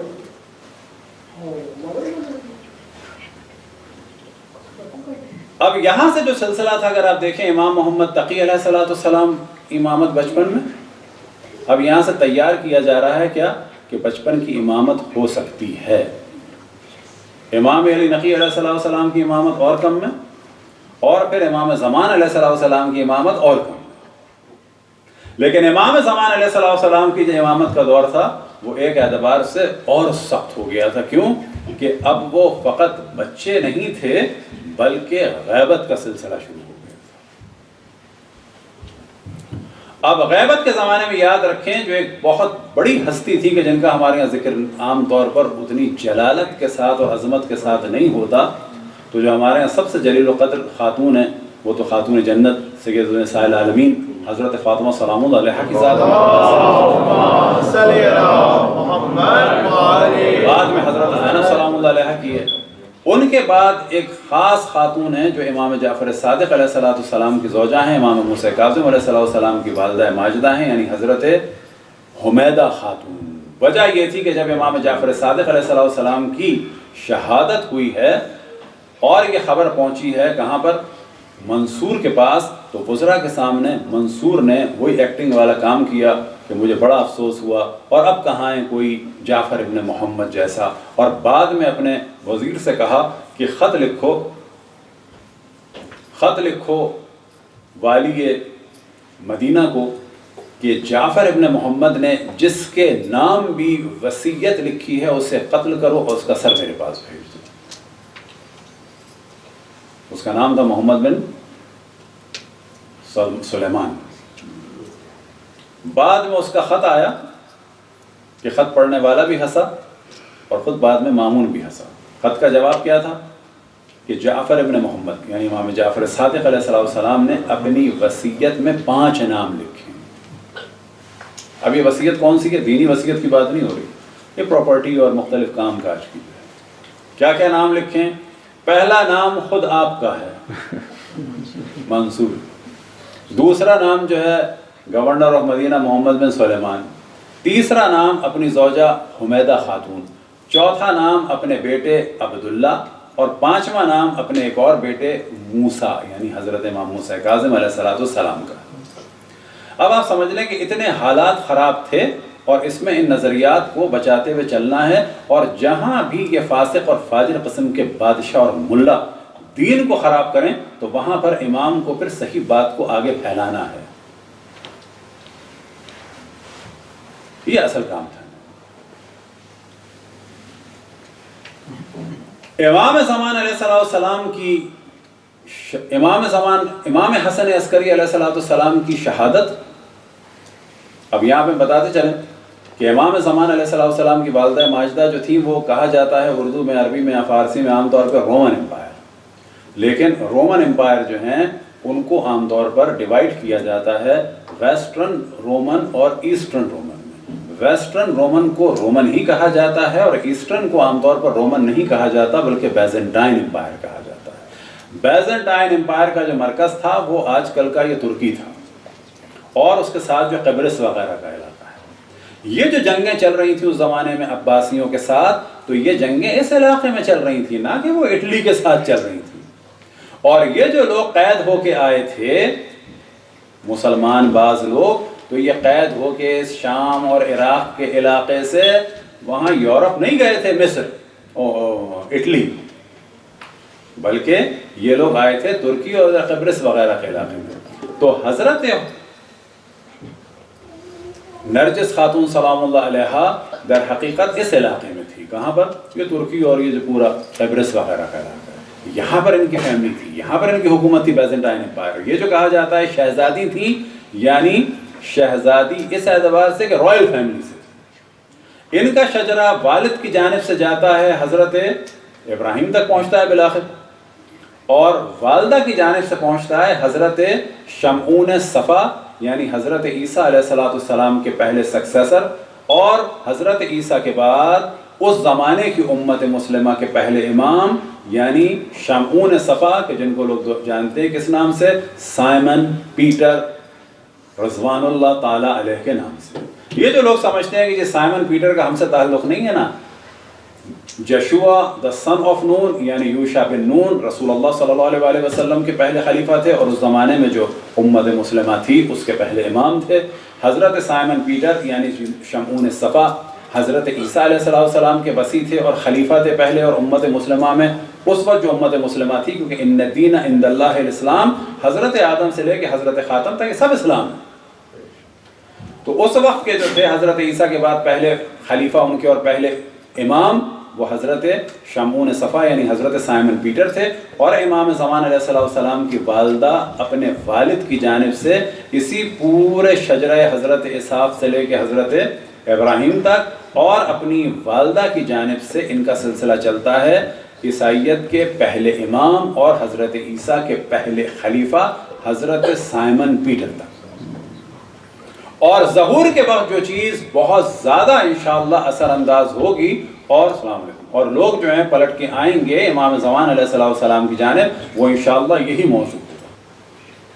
خود لوگوں کو ایک انسیت ہوگی، اور یہی شاید وجہ ہے کہ اللہ نے حضرت عیسیٰ کو زندہ رکھا ہے پوری عیسائی کمیونٹی کو بتانے کے لیے کہ یہ ہے اس وقت اللہ کا خلیفہ۔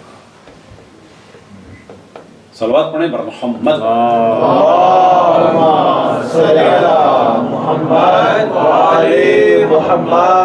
تو یہ تو مختصر گفتگو ہوئی حضرت نرجس خاتون سلام اللہ علیہ کے بارے میں۔ اب جب امام حسن عسکری علیہ السلام کی شہادت ہو گئی، تو یہاں سے ایک موضوع ایک اور جلیل القدر خاتون کا آتا ہے کہ جو عام طور پہ نہیں ہو پاتا، وہ ہیں حضرت حدیث خاتون، یعنی امام حسن عسکری علیہ السلام کی والدہ، اور امام علی نقی علیہ السلام کی زوجہ، اور امام زمان علیہ السلام کی دادی۔ امام حسن عسکری نے جو اپنا وصی بنایا تھا وہ اپنی والدہ کو بنایا تھا۔ وصی سے کیا مراد؟ یعنی جو سیاسی اور دینی اور جتنے بھی امور ہوتے ہیں مال کے اور گھروں کے اور جائیداد کے، اس کے لیے امام وہ تھے۔ چیز ذہن میں آگے وہ آئیں، اور یہ سخت ترین مرحلہ تھا اگر دیکھیں پوری تاریخ امامت میں، کیونکہ اب امام غیبت میں جا چکے ہیں، اور اس غیبت کے لیے لوگوں کو امام نے تیار کرنا شروع کر دیا تھا۔ یہاں ایک دم سے کم عمر امام آنے لگے، اور دوسری جانب سے امام محمد تقی علیہ السلام کے زمانے سے ایک پریکٹس کرانا شروع کر دی تھی کہ ائمہ کم ملتے تھے، تدریجاً غیبت کے لیے پریکٹس ہو رہی تھی، کم سے کم ملتے تھے، اور ایک نیٹ ورک شروع کر دیا تھا نوابین کا۔ نوابین سے مراد نائبوں کا، کہ اب نائب کے ذریعے سے بات ہوگی۔ نائبوں کا سلسلہ امام محمد تقی، امام علی نقی، امام حسن عسکری کے زمانے پہ عروج پہ گیا، اور اس کے بعد اس نائبین کے سلسلے کو حضرت حدیث خاتون نے پہلے مرحلے میں وہ کیا، یہاں تک کہ ایران سے بعض مومنین آئے اور کہا کہ اب امام غیبت میں چلے گئے، اب ہم کیا کریں؟ تو حضرت حکیمہ خاتون، وہ حضرت حکیمہ خاتون کہ جن کی تربیت میں امام زمان علیہ السلام کی والدہ رہی، حضرت حکیمہ خاتون نے فرمایا ہم سب پر لازم ہے، ان کو مخصوصاً کہا تم سب پر لازم ہے کہ جدہ صاحب الزمان کی پناہ میں جاؤ۔ تو ان لوگوں نے سوال کیا کہ اس وقت اسلام میں خاتون کی پناہ میں جائے گا؟ تو انہوں نے کہا ہاں بالکل ویسے ہی جیسے حضرت زینب سلام اللہ علیہ کی پناہ میں گیا تھا، بالکل ویسے ہی جیسے کہ حضرت حمیدہ خاتون کی پناہ میں گئے تھے۔ یہاں سے پتہ چلتا ہے یہ تین جلیل القدر خواتین، حضرت زینب سلام اللہ علیہ کا جو اصل مقام ہے وہ یہ ہے، حضرت حمیدہ خاتون نے امام جعفر صادق علیہ السلام کے بعد امام موسیٰ کاظم کی جان بچائی اور پورے سلسلے کی حفاظت فرمائی، اور امام زمان علیہ السلام کی غیبت کے بعد یہ پورا ان لوگوں کی جو معرفی کرائی اور شیعوں کے ایمان کو باقی رکھا وہ حضرت حدیث خاتون کے ذریعے سے ہوا۔ صلوات پڑھیں پر محمد والے۔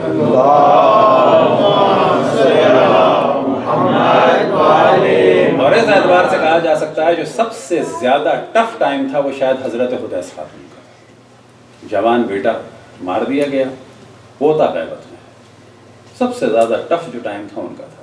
دوسرا پرابلم کیا تھا کہ ایک دوسرا بیٹا مقابلے میں کھڑا ہے جو ماں کو کوٹ تک لے گیا، کون؟ جعفر کرزار، وہ ماں کے مقابلے میں آ گئے کہ سب کچھ میرے ہاتھ میں ہونا چاہیے، وہ بالکل الگ موضوع۔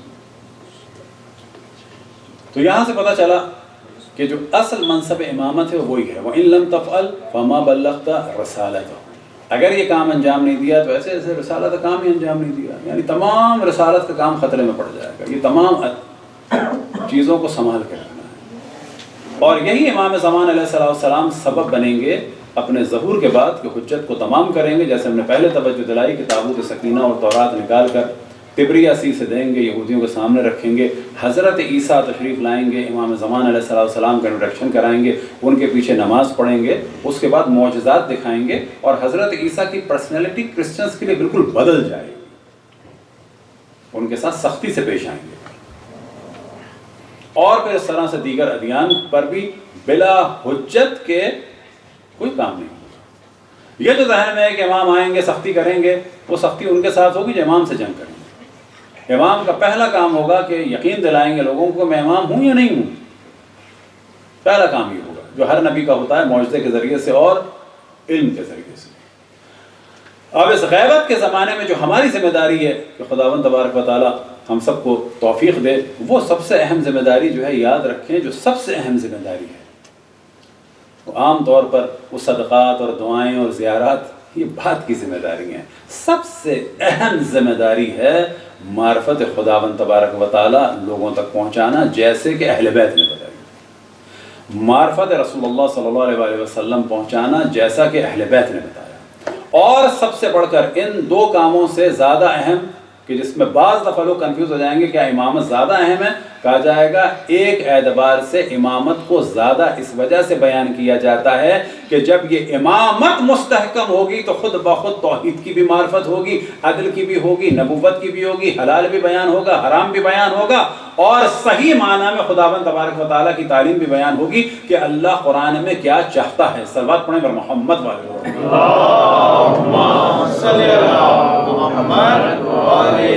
یہ وجہ ہے کہ تمام دنیا تشیع میں یہ خود ایک بڑا موضوع ہے کہ جب کہا جاتا ہے دنیا تشیع، ایران، عراق، شام، لبنان، بحرین اور کیا آذربائیجان ہمارے اہم ترین مراکز میں سے، اور ظہور کے بعد آذربائیجان کی خاص اہمیت ہوگی، کی خاص اہمیت ہوگی، کوفے کی خاص اہمیت ہوگی، اور ایک اور شہر ہے کہ جس کے لیے امام جعفر صادق علیہ السلام کی روایت ہے وہ اہم ترین شہروں میں سے ایک ہے، وہ آپ کو تعجب ہے کہاں ہے؟ وہ ہے تبلیس، جس کو تفلیس بھی کہتے ہیں عربی میں، تبلیس کہاں پہ؟ آپ تعجب ہوگا جارجیا میں۔ جارجیا جو ہے اس وقت وہاں پر کچھ شیعہ سینٹر ہیں، شیعہ آبادیاں ہیں، وہ ایک دم سے ایک وقت آئے گا کہ وہاں پر ایک سلسلہ شروع ہوگا تشیع کا۔ اسی طرح سے آذربائیجان کی جانتے ہیں پاپولیشن کیا ہے۔ تو جو سب سے اہم کام ہے یاد رکھیں وہ اہل بیت کی جانب دعوت دینا ہے۔ اہل بیت کی جانب لے گئے سب کچھ بچ گیا، اہل بیت میں شک پڑ گیا سب کچھ ختم ہو جائے۔ یہ جو ہمارے بڑے بڑے علماء مراجع اہل بیت اہل بیت اہل بیت اہل بیت ہے تو توحید کا دفاع ہے، اہل بیت ہے تو نبوت کا دفاع ہے، اہل بیت کا ذکر سب سے بڑی عبادت ہے، ذکر علی عبادت، یہ جو بعد میں سارے مراجع کہتے ہیں اس سے مراد کیا ہوتی ہے؟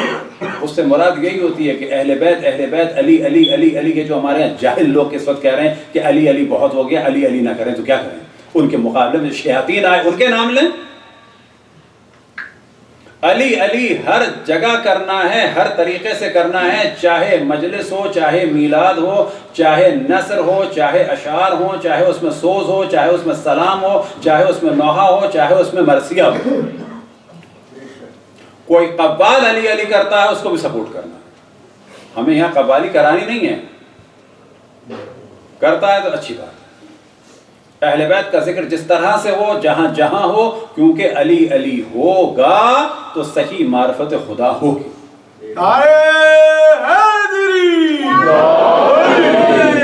بر محمد وآل محمد بلند تر صلوات۔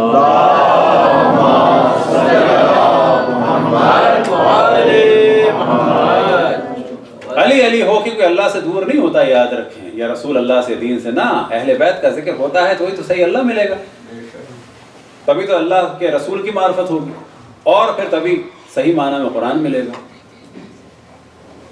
اس بات کو میں بار بار اس وجہ سے کہہ رہا ہوں کہ تمام تاریخ تشیع میں خود ائمہ علیہم السلام نے، بعد میں علماء نے، ہمارے مراجع نے، بزرگوں نے، مبلغوں نے جو سب سے زیادہ موضوع ڈسکس کیا ہے وہ امامت ہے، جو سب سے زیادہ موضوع ڈسکس کیا ہے وہ فضائل اہل بیت ہیں، جو سب سے زیادہ موضوع ڈسکس کیا ہے وہ مصائب اہل بیت ہیں۔ اب ان کو ٹیکنیکلی جو ہے وہ خراب کیا جا رہا ہے۔ وہ کیسے؟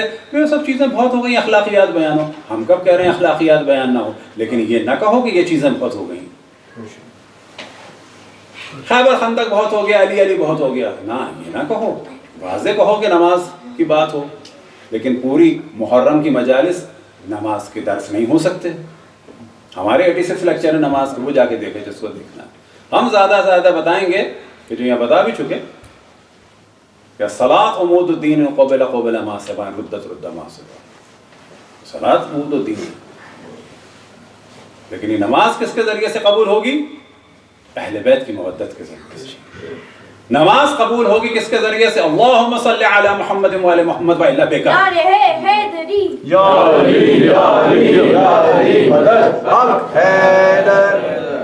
یہ جہالت کے قسم کی بات، جاہلوں کی چیزیں۔ ہمارے شیعوں سے بہتر وہ ہیں کہ جو بعض نماز پڑھتے ہیں۔ یہ کیا پاگل پن کی بات ہے؟ اصول دین کا موازنہ فروع دین سے کر رہے ہو۔ یہ کہو کہ شیعوں کو نماز پڑھنی چاہیے، یہ توہین ہے کہ شیعہ نماز نہ پڑھے، یہ کیا جملہ ہو گیا؟ کہ ہمارے شیعہ بے نمازی سے بہتر تو وہ ہیں نا۔ اصول دین کا موازنہ کبھی فروع دین سے نہیں ہوتا۔ اگر ایک ایتھیس نیک کام کر رہا ہے تو کیا کہا جائے گا؟ دیکھو ہم آخرت پہ یقین رکھتے ہیں، وہ یتیموں کا خیال کر رہا ہے، تم نہیں کر رہے یتیموں کا خیال، وہ آخرت کے بغیر یتیموں کا خیال کر رہا ہے، تمہارا زیادہ حق بنتا تھا کہ تم یتیموں کا خیال کرو۔ لیکن یہاں پہ یہ نہیں کہہ سکتے کہ جی مسلمانوں سے بہتر ایتھیس ہے۔ کیوں؟ کہ آپ اس ایک عمل سے توحید کو، عدل کو، نبوت کو، امامت کو، قیامت کو، قرآن کو، سب کو نیچے لے جا رہے ہیں۔ کہا جائے گا اس کے سارے عقیدے، سارے اعمال اچھے ہیں، لیکن اس کو یتیموں کی فکر کرنی چاہیے۔ یہاں پر اس ایک عمل سے اس کا موازنہ نہیں ہو سکتا۔ یہ جو ہمارے موازنے ہو رہے ہیں نا، یہ ان شیعوں سے بہتر تو فلانا نمازی ہے نا، وہ نمازی ہو یا حاجی ہو یا کچھ بھی ہو۔ اگر ایک آدمی خانہ کعبہ، یہ روایات خود اہل سنت میں بھی ہیں کہ رکن اور مقام کے درمیان عبادت کرے، اس کا جسم گل جائے لیکن بغض اہل بیت ہو، کوئی فائدہ نہیں۔ وجہ کیا ہے؟ وجہ یہ ہے کہ یہ خالی عبادت کر رہا ہے اپنے حساب سے، یہ بغض اہل بیت میں ڈوبا ہوا ہے، اس کو کوئی ثواب نہیں ملے گا۔ تو یاد رکھیں کہ وہ افراد کے جو تلاوت قرآن کے بعد ان کے منہ سے صدق اللہ العلی العظیم نہیں نکل پاتا۔ کیوں نہیں نکل پاتا؟ کیونکہ اللہ کے ناموں میں سے ایک نام علی ہے اور مولا علی کا نام علی ہے، اور وہ اٹیک کرتے ہیں باقاعدہ، کوئی قاری کہتے ہیں صدق اللہ العلی العظیم۔ کیوں؟ بالآخر علی آ گیا۔ ایسے قاریوں سے بہتر وہ قبال ہیں کہ جو علی علی کر رہے ہیں. شک ہے اس میں کوئی قطعی شک نہیں ہے. بے شک وجہ کیا ہے کہ یہ قرآن دین میں تحریف کے لیے کر رہا ہے، پڑھ رہا ہے.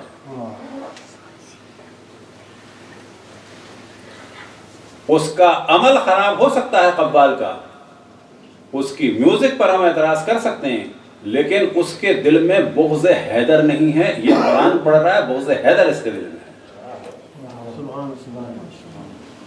میرے سامنے کوئی لے کے آئے کہ قبال و گانے والا یا گانی والی ہو جو مولا علی کا احترام کرتے ہیں، میں اس کا زیادہ احترام کروں گا اس قاری سے کہ جس کے دل میں بغض اہل بیت ہو. وجہ کیا ہے؟ اس کا تو کام ہی خراب ہے، بغض اہل بیت ہے اس کے دل میں.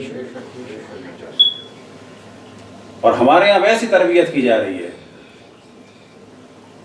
یعنی مودت اہل بیت کا موازنہ کیا جا رہا ہے جزئی اور فرعی، اخلاقی اور شرعی اور فقہی مسائل سے. یہ موازنہ غلط ہے. اصول دین کا موازنہ ان چیزوں سے نہیں ہوتا. صلوات پڑھیں پر محمد والے.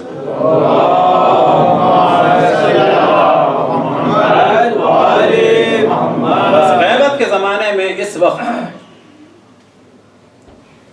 سب سے جو اہم کام ہے وہ اہل بیت کی جانب دعوت ہے. اہل بیت کا کسی بھی طرح سے ذکر ہو، کھانے کے ذریعے سے ہو، پینے، بعض لوگ کہتے ہیں کھانے سے کیوں نہ، گھر میں اگر بچوں کو پتہ چل رہا ہے کہ آج کچھ اسپیشل ہو رہا ہے اور اہل بیت سے منسوب ہے، یہ خود عبادت ہے. آج گھر میں خاص کچھ صفائی ہو رہی ہے، خاص خوشبوئیں ہو رہی ہیں، خاص سیٹنگ ہو رہی ہے، اہل بیت سے منسوب ہے، تو یہ صفائی اور ستھرائی اور یہ خوشبوئیں سب کچھ جو ہے ثواب.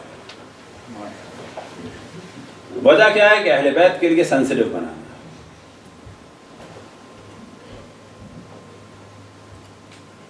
تو جو بھی اہل بیت کا ذکر کرے اس کو سپورٹ کریں. وجہ کیا ہے کہ اہل بیت ہی اس وقت ہیں بعد رسول اللہ کے جو دین کا اصل سورس ہیں. اب یہاں سے یہ بات واضح ہو جائے گی، اشرف الانبیاء نے اپنے بات کے لیے کیا چھوڑا ہے؟ انی تارک فی قوم ثقلین. اللہ کیا پبلک کے درمیان آئے گا بات کرنے؟ نہ. رسول اللہ صلی اللہ علیہ وسلم ہیں نہ. اپنے بات کیا چھوڑ کے گئے وہ؟ اہل بیت. اور کیا چھوڑ کے گئے؟ قرآن بھی واضح کریں گے اہل بیت اور پورا دین واضح کریں گے اہل بیت. تو معنی یہ ہوئے کہ اشرف الانبیاء نے جو پالیسی مسلمانوں کو دی ہے اور جو اہم ترین پالیسی ہے کہ اس وقت دین کا دار و مدار تمسک قرآن اور اہل بیت سے ہے، اور قرآن فہمی کا دار و مدار بھی جو ہے وہ تمسک اہل بیت پہ ہے. تو نتیجہ یہ نکلا کہ اگر کوئی اہل بیت سے وابستہ ہو جائے، بے شک صرف محبت کی حد تک، تو کم سے کم کبھی نہ کبھی گمراہی سے نکل آئے گا. اور اگر کوئی اہل بیت سے وابستہ نہیں ہے، چاہے اس کی داڑھی بڑی ہو، چاہے وہ نمازیں پڑھے، چاہے وہ کچھ کرے، اول و آخر جہنم میں جائے. دشمنان اہل بیت پہ لعنت. تو یہ ہے مسئلہ اہل بیت. یہ اشرف الانبیاء کی پالیسی ہے. انی تارک فی قوم ثقلین کتاب اللہ و عترۃ اہل بیت ما ان تمسکتم بہما لن تضلوا ابدا حتی یرد علی الحوض. میں تمہارے درمیان دو گراں قدر چیزیں چھوڑ کے جا رہا ہوں، ایک کتاب خدا، دوسرے میرے اہل بیت. جب تک تم ان دونوں سے وابستہ رہو گے کبھی بھی گمراہ نہ ہوگے، یہاں تک کہ یہ دونوں میرے پاس حوض کوثر پر پہنچ جائیں گے. اب آپ تصور کریں کہ ثقلین کا نام آپ ہم جانتے ہیں زیادہ یا دوسرے مذاہب جانتے ہیں؟ لفظ ثقلین کون جانتا ہے؟ ہم جانتے ہیں. کیوں جانتے ہیں؟ اشعار سے، مجالس سے، منقبت سے، نوحے سے، مرثیے سے. اب جہاں جہاں لفظ ثقلین بیان ہو رہا ہے، سمجھیں کہ یہ شاعر ہو یا کوئی بھی فرد ہو یا کسی بچے کا نام آپ ثقلین رکھ رہے ہیں، اس کے معنی یہ ہیں کہ آپ رسول اللہ صلی اللہ علیہ وآلہ وسلم کے مشن کو آگے بڑھا رہے ہیں. آپ معرفی کرا رہے ہیں ثقلین. اگر یہ ثقلین ثقلین ثقلین آپ اور ہم نہ کرتے تو پھر آج یہ ساری دنیا میں جو یہ باتیں ہونے لگی ہیں، انی تارک فی قوم الثقلین کتاب اللہ و عترۃ اہل بیت، حتیٰ مسلم میں بھی بیان ہوا لیکن اس کو چھپا دیا گیا تھا. پھر وہاں پر یہ بھی بیان ہوا وذکرکم اللہ فی اہل بیتی، وذکرکم اللہ فی اہل بیتی، وذکرکم اللہ فی اہل بیتی، کہ میں تمہیں تنبیہ کرتا ہوں، یاد دہانی کرتا ہوں اہل بیت کے بارے میں. کیوں کہ بعد اشرف الانبیاء اہل بیت کو ذبح کیا گیا. یہ وجہ ہے کہ ان کے لیے محفل منعقد کرنا اور مجلس منعقد کرنا وہ دین کی بقا کا سبب ہے، کیونکہ دشمن یہ چاہتے تھے کہ اہل بیت کو اسکرین سے ہٹا دیں، ان کو ذبح کر دیں، ان کو دربدر پھرائیں، ان کی چادروں کو چھینا۔ یہ جو محافل ہیں ان اہل بیت کا ذکر کرتے ہیں۔ کون سے اہل بیت؟ کہ جن کے لیے اشرف الانبیاء نے فرمایا کہ ان سے دین ملے گا۔ آج 12 محرم ہے اور یہ اہل بیت آپ جانتے ہیں کس عالم میں ہیں۔ کل ہم نے مصائب بیان کیے 11 کی صبح نمودار ہوئی، سخت ترین رات تھی کہ جو شام غریبہ تھی، کہ جس میں بچوں کی بھی لاشیں ہیں، گریے بلند ہو رہے ہیں۔ صبح کا جو سورج نمودار ہوا تو شہداء کے جنازوں کو ڈھونڈا گیا، جو سر کٹنا باقی رہ گئے تھے ان سروں کو کاٹا گیا۔ اشقیاء اپنے جنازوں کو ڈھونڈ رہے تھے اور ان کو احترام سے اٹھا رہے تھے اور نماز جنازہ پڑھ رہے تھے۔ تقریباً ظہر سے پہلے اس قافلے کو مقتل سے گزارا گیا، اور کل ہم نے توجہ دلائی کہ جب یہ قافلہ مقتل سے گزرا تو بیویوں نے اپنے آپ کو گرا دیا۔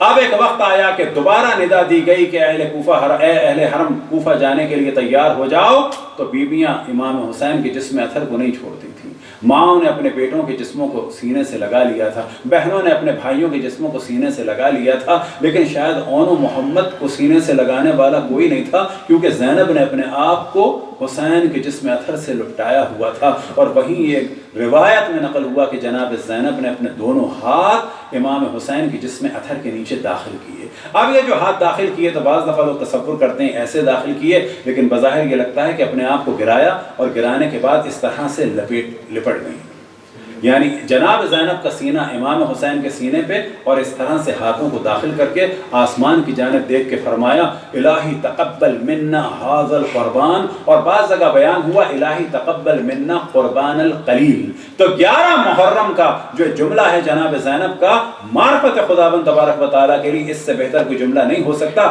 کہ جس نے اپنا سب کچھ قربان کر دیا، لیکن اللہ کی بارگاہ میں احسان نہیں بلکہ التجا سے کام لے رہی ہیں کہ یا اللہ تو مجھ سے اس مختصر سی قربانی کو قبول فرما لے، اس سے بڑھ کر کوئی معرفت خدا کا جلوہ نظر نہیں آ سکتا دنیا میں کہیں بھی، کہ زینب نے اپنا سب کچھ قربان کیا، اور سب کچھ قربان کرنے کے بعد فرماتی ہیں، درخواست کر رہی ہیں اللہ سے الہی تقبل منا ھذا القربان، یا جیسے کہ بیان ہوا الہی تقبل منا قربان القلیل، کہ یا اللہ تو مجھ سے یہ قربانی قبول فرما لے، یا یہ کہ یا اللہ تو مجھ سے یہ مختصر سی قربانی قبول فرما لے۔ امام حسین سے اللہ نے چاہا تھا لن تنالوا البر حتى تنفقوا مما تحبون، کہ جب وہ تم نیکی کے مقام پر اس وقت تک فائز نہیں ہو سکتے جب تک جن چیزوں سے محبت کرتے ہو ان میں سے کچھ قربان نہ کر دو۔ امام حسین نے کچھ نہیں قربان کیا، سب کچھ کر دیا۔ جناب زینب نے بھی سب کچھ قربان کر کے اللہ کی بارگاہ میں دعا کی کہ یا اللہ یہ چھوٹی سی میں نے قربانی دی ہے۔ یہ جناب زینب کی بات ہے۔ اللہ کی ٹانگ جہنم میں ڈالنے والے حضرت زینب سے مقابلہ کریں گے کہ چھوٹی سی قربانی یا اللہ میری قبول فرما لے۔ اب ایک وقت آیا کہ تازیانے مارے گئے اور بیویوں کو جدا کیا گیا، کبھی جناب زینب کے گریے، کبھی جناب رقیہ کے گریے، کبھی جناب ام کلثوم کے گریے، کبھی جناب سکینہ کے، کبھی جناب رقیہ کے، امام حسن کی ازواج، امام حسین کی ازواج، امام حسن کی بیٹیاں، امام حسین کی بیٹیاں، رقیہ بنت علی، ختیجہ بنت علی، صفیہ بنت علی، فاطمہ بنت علی، ام الکرام بنت علی، علی کی بیٹیوں کی گریوں کی آوازیں بلند ہو گئیں۔ اب ایک وقت آیا کہ انہیں کربلا کے مقتل سے گزارا گیا اور بیویاں مڑ مڑ کے دیکھتی رہتی تھیں۔ سب ان کو یاد آتا ہوگا 2 محرم کو، آج سے 8-9 دن پہلے ہم اسی کربلا میں پہنچے تھے تو بھیا ساتھ تھے، اور آج ہم یہاں سے نکل رہے ہیں، خیمے جلے ہوئے ہیں اور آغوش بھی خالی ہے، آغوش بھی خالی ہے، علی اکبر بھی نہیں، قاسم بھی نہیں، اون بھی نہیں، محمد بھی نہیں، اصحاب بھی نہیں، انصار بھی نہیں۔ کل تک قافلہ تھا اس عالم میں کہ امام حسین بھی نظر آ رہے تھے اور جناب عباس بھی ارد گرد تھے، لیکن آج قافلہ سالار ہیں حضرت زینب سلام اللہ علیہا اجرکم۔ اب یہ قافلہ بڑی تیزی سے گزارا گیا اور کوفے لایا گیا۔ رات کو بہت دیر میں یہ قافلہ کوفے پہنچا اور اب ان کو اسی بیابان میں وہیں پر روک دیا گیا کہ جب صبح ہوگی تو دروازہ کھلے گا، اور صبح بھی فوراً دروازہ نہیں کھلا۔ مقاتل میں بیان ہوا کہ کوفے میں 10,000 فوجیوں کو ادھر ادھر گلی کوچوں میں کھڑا کیا گیا. کیوں؟ کہ جناب زینب کا کوفے میں آنا حتیٰ معاویہ کے طرفداروں کے لیے بھی کوئی اتنا آسان نہیں تھا، جبکہ کوفہ معاویہ کا شہر ہو گیا تھا. 10,000 فوجی لگائے تھے کہ کہیں لوگ اٹھ نہ آئیں. اجرکم اللہ. اب دروازہ کھلا، بیویاں اونٹوں پہ سوار، نہ سروں پہ چادر ہیں نہ مقنے ہیں. مقاتل میں بیان ہوا کہ تصور کریں کہ وہ چھوٹے گھر اور اونٹوں پہ بیویاں سوار. تو ایک وقت آیا کہ گھر کے پاس جب یہ سواریاں گئیں تو ایک خاتون نے پوچھا من ای اسارا انتن، آپ لوگ کہاں کے اسیر ہیں؟ تو جواب ملا اب یہ سوال کیوں ہو رہا ہے؟ کیونکہ ان کو معلوم ہی نہیں ہے کوفے سے باہر ہو کیا رہا ہے، دروازے بند ہیں، لوگ جا نہیں سکتے.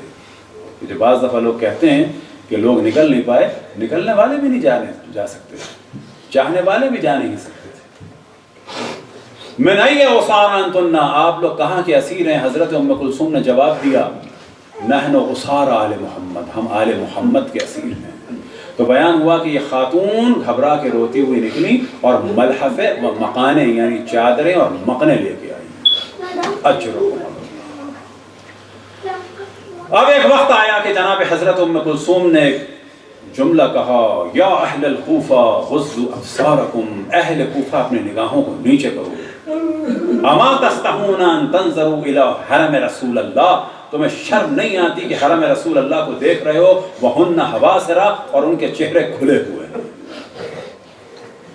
ایک وقت آیا کہ مسلم جساس کہ جب عبید اللہ ابن زیاد ملعون کہ محل کی مرمت ہو رہی تھی تو وہاں پر ایک چونا کرنے والا اور مرمت کرنے والا جس کا کام تھا جساس تھا، یعنی چونا کر لگانے والا، اس کا نام تھا مسلم. وہ کہتا ہے کہ میں پریشان تھا یہ کس کو لایا جا رہا ہے، یعنی امام حسین کے خلاف سے تھا یہ کام. کیا امام حسین کو مارا بھی جا سکتا ہے؟ کیا امام حسین کو مار کے ان کے گھر والوں کو یعنی رسول کی بیٹیوں کو لایا جا سکتا ہے؟ یہ نہیں لوگوں نے سوچا تھا. وہ کہتا ہے کہ دور سے میں نے دیکھا نقارے بج رہے ہیں اور میں نے ایسا ظاہر کیا مجھے کچھ کام ہے. میں اٹھا، ہاتھ میں میرے وہ چیز تھی. میں نے کسی سے پوچھا کیا ہو رہا ہے یہ؟ کہا کہ کچھ خارجی آ رہے ہیں. کہا کون ہے اس میں؟ کہا کہ حسین کا سر ہے. اور آگے علی ابن حسین. اور جب معرفی کرائی تو پہلے تو یہ لوگوں کے سامنے کچھ نہ کر سکے. جب تنہائی میں گئے تو کہتے ہیں کہ میں نے اتنی زور سے وہ چیز اپنے ماری کہ مجھے یہ خوف تھا کہ شاید اب میں نابینا ہو جاؤں گا. کون؟ مسلم جساس کے خدا رحمہ. اب یہ قافلہ پہنچا عبید اللہ ابن زیاد کے دربار میں اور یہاں پر سر امام حسین رکھا. اب جناب زینب سے پہلے یہ سر پہنچ چکا تھا اور تشت میں یہ سر ہے اور یزید نے بھی سر کی توہین کی اور عبید اللہ ابن زیاد بھی توہین کر رہا ہے اور بیویوں کی گریوں کی آوازیں بلند ہوئی. اور اسی وقت ایک واقعہ ہوا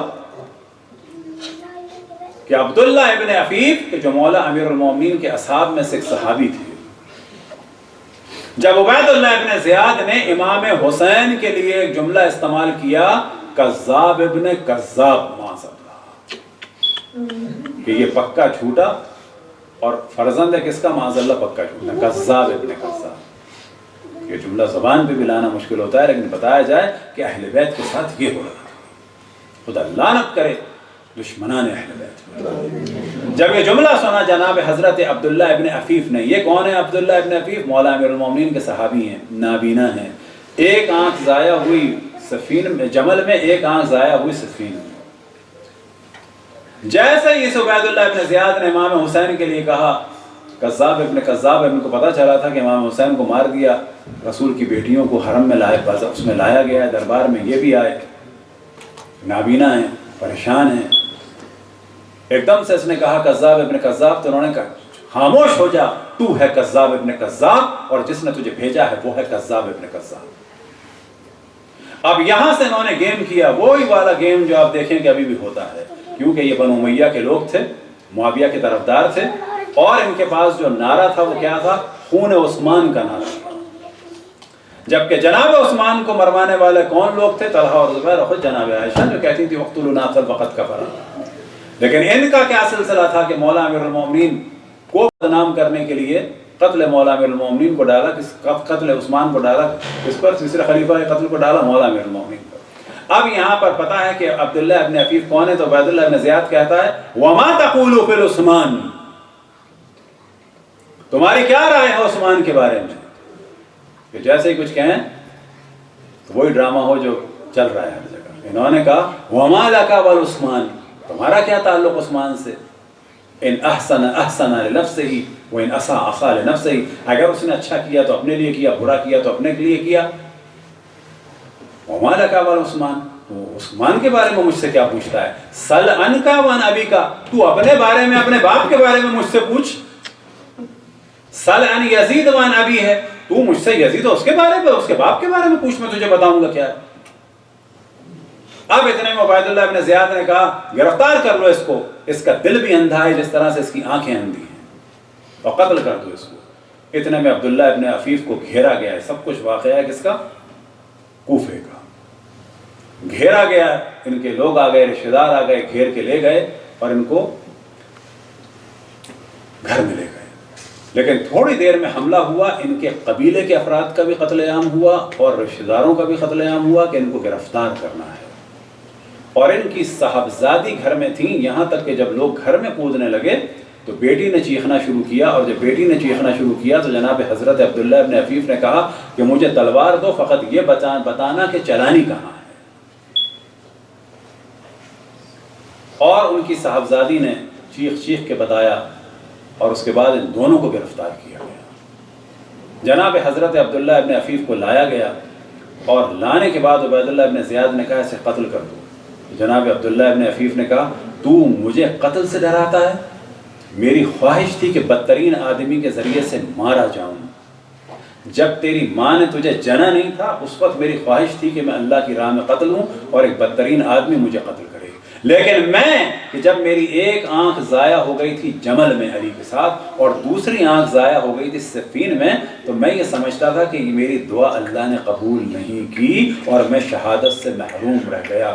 شکر ہے اس خدا کا کہ جو مجھے شہادت کی موت عطا فرمائے۔ اور بعد میں عبداللہ ابن عفیف کو اسی کوفے کے تمام حالات اور واقعات کے ضمن میں ان کو قتل کیا گیا، بیٹی کو قید کیا گیا۔ جناب مختار کے زمانے میں، بلکہ اس سے پہلے جناب سلمان بن سرد خزائی نے بیٹی کی سفارش کر کے ان کو قید سے آزاد کرایا، اپنے بیٹے سے شادی کی، اور پھر کوفے کے 7 اہم ترین لڑکے کے جو اہل بیت کے طرفدار تھے وہ عبداللہ ابن عفیف کی بیٹی سے ہوئے۔ اجرکم اللہ۔ اب صرف مصائب بیان کرتے ہیں۔ ایک وقت آیا کہ عبیداللہ ابن زیاد کے دربار میں جناب زینب، جناب ام کلثوم، رقیہ بنت علی، خدیجہ بنت علی، صفیہ بنت علی، ام الکرام بنت علی اور ان بہنوں کو داخل کیا۔ امام زین العابدین کے گلے میں طوق ہے، ہاتھوں میں ہتھکڑیاں ہیں، پاؤں میں بیڑیاں ہیں۔ امام حسین کے اور بھائیوں کے سروں پہ نگاہ پڑی تو بیویوں کی گریوں کی آوازیں بلند ہو گئیں۔ اجرکم اللہ۔ اب یہاں پر بس مصائب کے لیے پھر ایک جملہ نظر آتا ہے جناب زینب کی معرفت کا کہ بلا شک جناب زینب سے زیادہ کوئی اس وقت یہ حق نہیں رکھتا تھا مگر یہ کہ امام زین العابدین کہ جو امام وقت تھے۔ اجرکم اللہ۔ ایک وقت آیا کہ عبیداللہ ابن زیاد نے ایک جملہ جناب زینب سے کہا، اے زینب تم نے دیکھا کہ اللہ نے تمہارے ساتھ کیا کیا؟ تو جناب زینب نے گرج کے کہا وما رأیت منہ الا جمیلا، کہ میں نے اللہ سے سوائے اچھائی کے کچھ نہیں دیکھا۔ بس اب دوبارہ عبیداللہ ابن زیاد کے دربار کو اپنی نگاہوں کے سامنے مجسم کر لیں اور اس پر مصائب ختم کروں کہ تصور کریں کہ دربار میں جناب زینب اور جناب ام کلثوم کو اور بہنوں کو اور بیٹیوں کو لایا گیا، امام زین العابدین کے ہاتھوں میں ہتھکڑیاں، پاؤں میں بیڑیاں، گلے میں طوق ہے، اس عالم میں لایا گیا کہ بیویوں کے ہاتھوں میں رسیاں بندھی ہوئی ہیں، سر امام حسین دشت میں ہے، اصحاب و انصار کو قتل کر دیا، بھائیوں بیٹوں کو قتل کر دیا، جوانوں کے سر موجود ہیں، جناب حضرت علی اصغر کا تک کا سر موجود ہے۔ اگر جناب زینب کے جملے کو سمجھنا ہے تو دربار عبیداللہ ابن زیاد کو نگاہوں کے سامنے رکھیں۔ اب ایک وقت آیا کہ بیویاں کھڑی ہوئی ہیں دربار میں، ایک وقت آیا کہ عبیداللہ ابن زیاد نے ایک جملہ کہا کہ اے زینب دیکھا کہ اللہ نے تمہارے ساتھ کیا کیا؟ تو جناب زینب نے جواب دیا، اس منظر کو ذہن میں رکھیں تو جناب زینب کی معرفت ہوگی، وما رأیت منہ الا جمیلا، اے عبیداللہ ابن زیاد میں نے اللہ سے